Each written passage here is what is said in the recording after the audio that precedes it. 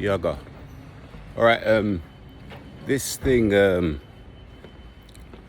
this war that we're in right now, we're always going to be able to recognize the dark side or these characters when things are confusing, when things are chaotic, when things are not straightforward.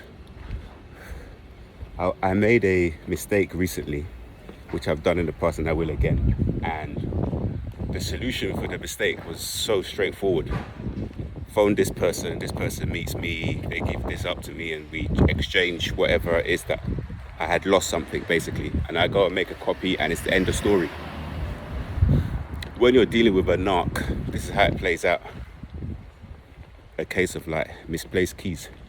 You call the narc says, oh, they're busy, they're somewhere that they can't, meet with you because it's far away. Call them back. They have to ask someone, right? Then they call another narc who's far higher up the food chain than them. Then that particular narc will give them the advice that they have to call you to organize it, to call them to organize it.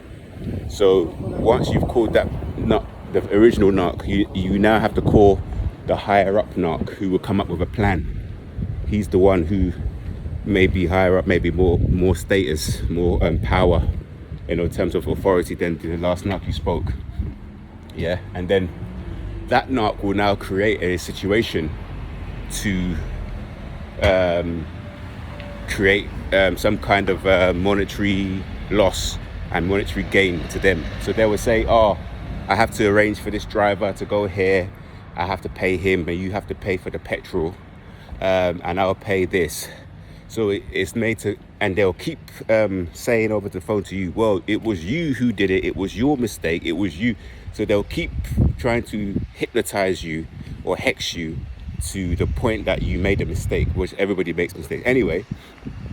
Then when it's finally done and you've now transferred the money to them or whatever it is that they claim they need to pay for petrol and pay a driver, and so you've actually gone down, so you've made a loss.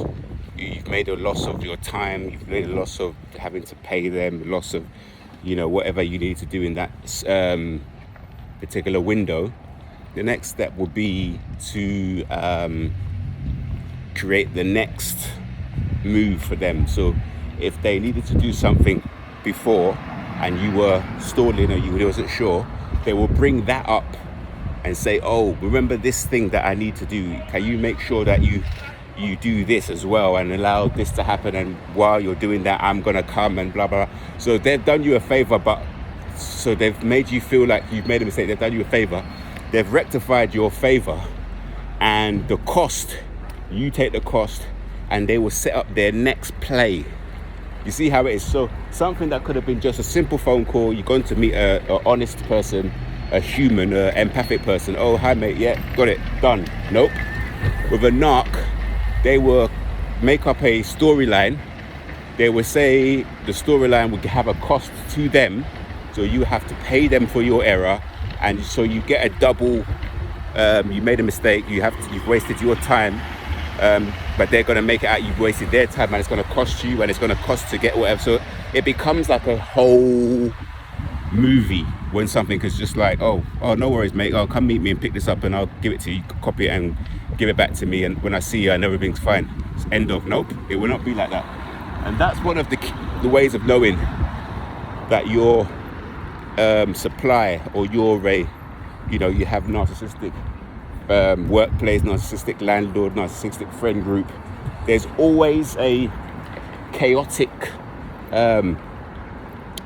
sense and a lot of triangulation, a lot of people working behind the scenes against you to deal with something that's not as big as it was. And obviously they know to you, you're already blaming yourself, you're already running around in circles, you're already stressed out. And rather than taking the stress off you and making you relax and saying to you, these things happen, don't worry about it, they will create a whole play storyline around this mistake.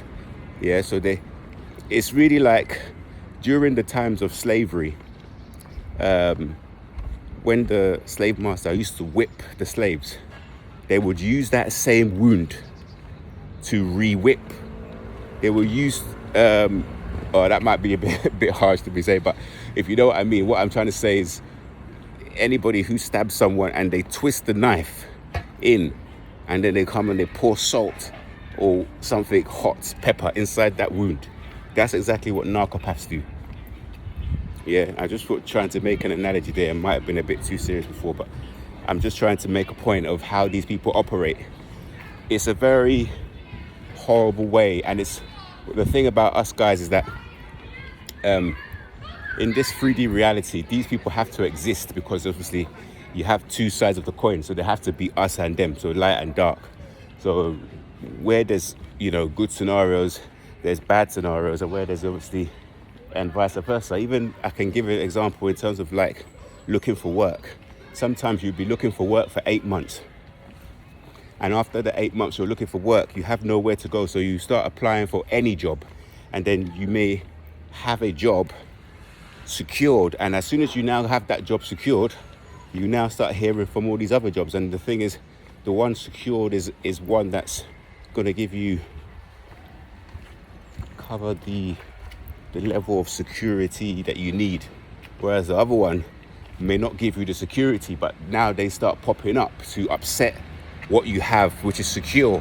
So again, it's this kind of spiritual imbalance of this negative polarity trying to delay, trying to upset things that are going the right way. So now it's for us to remind ourselves that usually in the long run things tend to work out in terms of for your good. So even though you may go through a period or a season of rejection, a season of not finding a way, when you do start to move forward, things will slowly start churning. You'll be getting those lessons and learning which moves to play and which path to take. But don't be discouraged, because this is something that I have found recently on my work, on my journey, that I am getting a lot of distractions from something that in the short run may not look advantageous, but could work for me in the long run. But I just have to try it to have it, to know what it's like. So when I'm now trying something new, it's the time that I keep getting these how do you explain, these people coming at me. So it's just trying to find which one is the correct path to take, and in the end of the day, regardless of which path to take, as long as we are trying to learn and we're trying to do the best we can, it will always work out for our good. I think that's the video for today, guys.